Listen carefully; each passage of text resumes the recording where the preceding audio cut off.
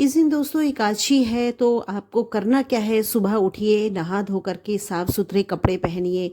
और कपड़े पहनने के बाद आपको वैसे ही पूजा करनी है जैसे आप हर रोज़ पूजा करते हैं। बस इस दिन कुछ खास बातों का ध्यान रखते हैं तो आपको इस व्रत का पूरा पूरा फल मिलता है। तो उसमें दोस्तों आपके पास यदि विष्णु भगवान लक्ष्मी की मूर्ति है या कोई फ़ोटो है, उसकी भी पूजा करना बहुत ज़्यादा ज़रूरी होता है। और आपके घर में बाबा श्याम की फ़ोटो है या मूर्ति है तो उसको भी आपको जिस तरीके से मैं बता रही हूँ उस तरीके से अगर आप करते हैं तो आपको निश्चित ही इस एकादशी पे जो भी आपका कोई बिगड़ा हुआ काम था वो ज़रूर ही सफल होगा। तो आपको करना क्या है कि उस दिन कच्चे दूध में ही कुछ धागे केसर के डाल करके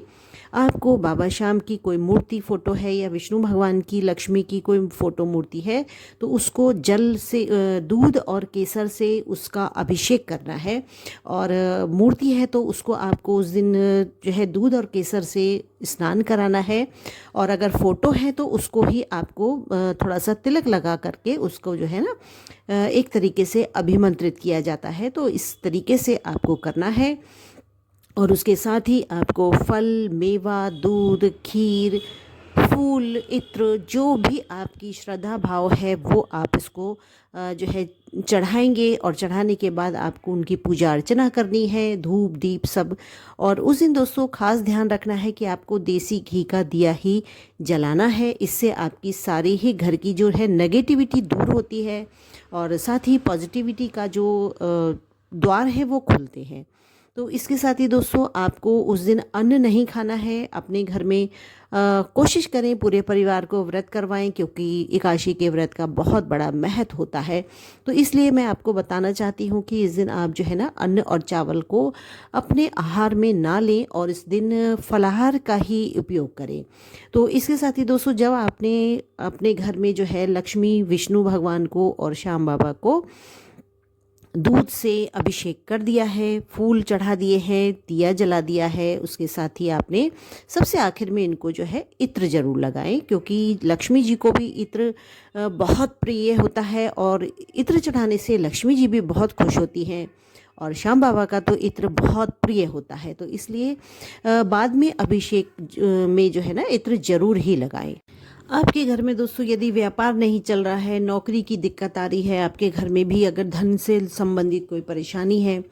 रोजगार नहीं चल रहा है, बरकत नहीं है, तो दोस्तों उसके लिए भी मैं इस वीडियो में आपको आगे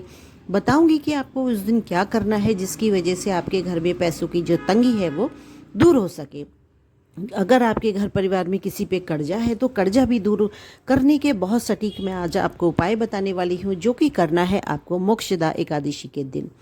तो दोस्तों वीडियो में बने रहिए। अगर आपने मेरे चैनल को सब्सक्राइब नहीं किया है तो इसको सब्सक्राइब कर लीजिए क्योंकि मैं ऐसे ही आप लोगों की परेशानियों को दूर करने के लिए वीडियोस लाती रहती हूँ।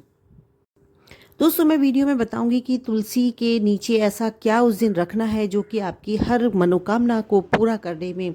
आपकी कोई भी बाधा नहीं आएगी, कोई परेशानी नहीं आएगी अगर आप तुलसी के नीचे इस काम को कर लेते हैं। तो दोस्तों मेरी वीडियो में बने रहिएगा, आगे पूरा देखिएगा, तभी आपको इस वीडियो में मिलने वाले उपाय से आपका जीवन जो है सुखमय होने वाला है। तो उस दिन आपको करना क्या है, उस दिन आपको जो है लगानी है एक अर्जी लगानी है जो कि आपकी सारी परेशानियों का हल होगी।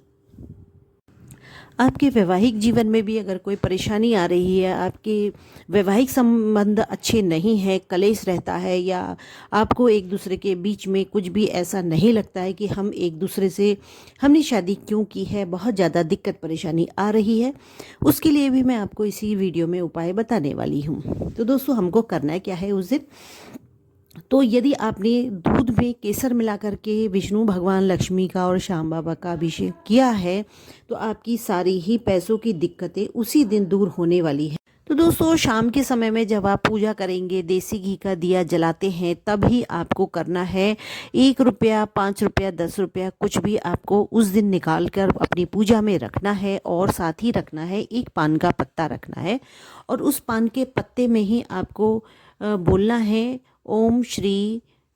भगवते वासुदेवाय नमः, ये मंत्र का एक बार उच्चारण करके और उसी पान के पत्ते के ऊपर आपको वो रुपए रख देने हैं जो आपने निकाले हैं, और भगवान से अपनी प्रार्थना करनी है कि हे ईश्वर, हे प्रभु, हे मेरे श्याम बाबा, मेरे घर में जो भी धन की कमी आ रही है उसको आज से ही आप दूर करें, और उसको दोनों ही चीज़ों को अपनी पूजा में रखे रहने दें। और अगले दिन जब द्वादशी का दिन आता है तब आपको पूजा वगैरह करने के बाद अपनी नहा धो करके पूजा करनी है। उसके बाद उन दोनों ही चीज़ों को एक पीले कपड़े में बांध करके और अपनी तिजोरी में रख देना है, और फिर से एक बार प्रभु से प्रार्थना करनी है कि हे प्रभु, मेरी कोई भी गलती हो उसको क्षमा करें और मेरी इस मनोकामना को पूरा करें, और मेरे घर में भी धन की कमी को जो बहुत टाइम से चल रही थी उसको पूरा करें। तो इस तरीके से दोस्तों इसको आप रखेंगे ना,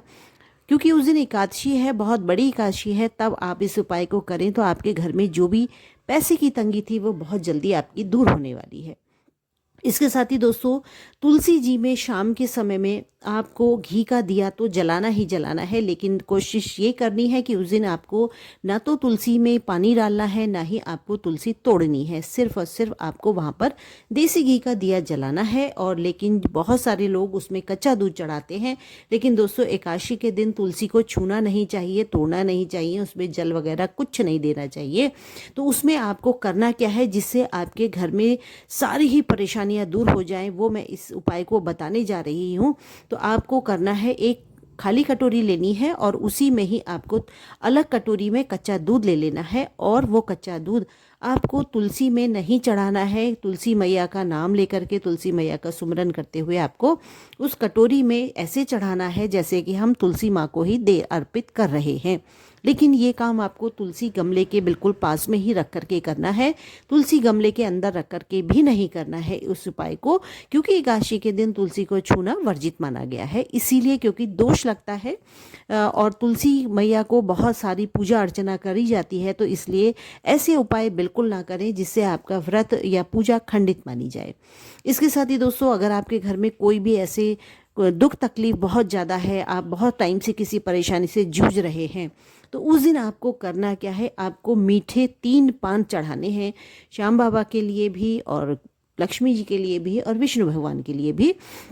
तो आपको मीठे 3 पान लेकर के आने हैं, और वो तीनों मीठे पान आपको रखने हैं अपनी पूजा स्थल में। और उसके बाद आपको 11 की जोत जगानी है, और वो जोत जो है मेरी पिछली वीडियो में आप देख सकते हैं कि कैसे जगानी है वो जोत। और जोत जगाने के टाइम पर ही आपको वो मीठा पान भी अर्पित करना है, और जब आपकी पूजा वगैरह संपन्न हो जाए तब आपको वो एक मीठा पान ग्रहण करना है, एक मीठा पान आपको अपनी पूजा में छोड़ देना है, और एक मीठे पान का आपको प्रसाद बांट देना है। तो दोस्तों 11 के दिन आप ये मीठे पान वाली जो अर्जी है ना वो ज़रूर लगाना। जो भी काम आपका सालों से नहीं बन रहा था ना, वो बहुत तेज़ी से बनना शुरू हो जाएगा। तो इसी तरीके से दोस्तों, मोक्षदा एकादशी है, बहुत बड़ी एकादशी है, आप इसको बिल्कुल भी खाली ना जाने दें। यदि आप व्रत नहीं कर सकते हैं तो कुछ उपाय कर सकते हैं आप, और इन उपायों को करने से आपके घर में धन धान्य की कमी नहीं रहेगी, नौकरी की कमी नहीं रहेगी, दिन दुगनी रात चौगनी तरक्की रहेगी, बरकत रहेगी, साथ ही पैसे की कमी भी बहुत तेज़ी से आपकी दूर होने लगेगी। आपके घर में भी बहुत ज़्यादा धन संपदा की जो कमी थी वो पूरी हो जाएगी, और आपके घर में भी हो जाएगा खुशियों का वास। तो इस तरीके से दोस्तों, अगर आप खाटू श्याम जी को नहीं मानते हैं तो इस एकादशी से मानना शुरू कर दीजिए, उनकी पूजा अर्चना शुरू कर दीजिए, और उसके बाद देखिएगा आपके घर में कितनी ज़्यादा प्रॉस्पेरिटी आती है। इसके साथ ही दोस्तों, एकादशी के दिन जो अर्जी लगाई जाती है, ये इस समय बहुत बड़ी एकादशी है, तो इस समय जो आप अर्जी लगाएंगे तो वो एक विशेष अर्जी होती है जो कि मैं आपको अगली वीडियो में बताने वाली हूँ। तो इसी तरीके से मैं आपकी परेशानियों का हल लाती रहूँगी। अगली वीडियो में मैं फिर मिलूँगी, तब तक के लिए सभी लोगों को मेरा जय श्री श्याम।